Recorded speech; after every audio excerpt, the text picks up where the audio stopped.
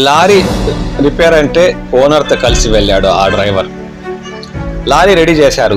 తిరిగి వచ్చే సమయంలో ఓనర్ ఇక్కడే ఉండు, నేను బంధువుల ఇంటికి వెళ్ళి ఇప్పుడే వచ్చేస్తానని లారీ పక్కన ఆపి పల్లెలోకి వెళ్ళాడు.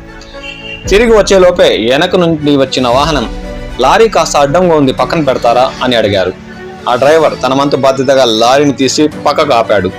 తిరిగి లెఫ్ట్ సైడ్ లారీలో వదిలిన తన చెప్పులు తీసుకోవడానికి డోర్ ఓపెన్ చేశాడంతే.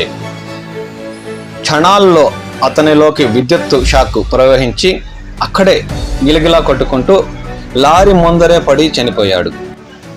ఈ ఘటన పుల్చల మండలం నన్నూరు వారిపల్లి పంచాయతీ కుంటవారిపల్లి సమీపంలో చోటు చేసుకుంది. చిత్తూరులోని వైఎస్ఆర్ నగర్ చెందిన సురేందర్ రెడ్డి లారీ డ్రైవర్గా బాధ్యతలు నిర్వహిస్తున్నాడు. అతను తిరుపతికి చెందిన నారాయణ రెడ్డి వద్ద 3 ఏళ్లుగా డ్రైవర్గా పనిచేస్తున్నాడు. చెడిపోయి ఆగి ఉన్న లారీని తీసుకువెళ్ళడానికి బంధువుల ఊరుకని ఓనర్తో కలిసి వెళ్ళాడు. లారీ సిద్ధమైన తర్వాత ఓనర్ బంధువుల ఇంటికని వెళ్ళి ఇప్పుడే వస్తా, ఇక్కడే ఉండని అతను చెప్పేసి వెళ్ళాడు.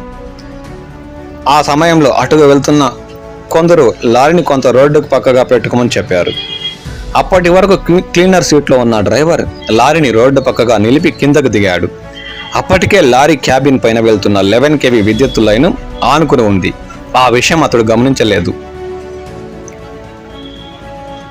క్లీనర్ సీట్ వద్ద ఉన్న చెప్పులు తీసుకునేందుకు డోర్ తీశాడంతే. అప్పటికే విద్యుత్ సరఫరా అవుతుండడంతో షాక్ గురై సంఘటనా స్థలంలోనే చనిపోయాడు. దీంతో ఆ గ్రామం అంతా విషాదంలో నెలకొంది. ఇప్పుడు కాసేపు క్రితం ఓనర్తో కలిసి వచ్చిన ఆ డ్రైవర్ విద్యుత్ ఘాతంతో మృతి చెందడంతో పల్లె ప్రజలు భయాందోళనకు గురయ్యారు. దీనిపై కల్లూరు ఎస్ఐ వెంకటేశ్వర్లు కేసు నమోదు చేసి దర్యాప్తు చేపట్టారు.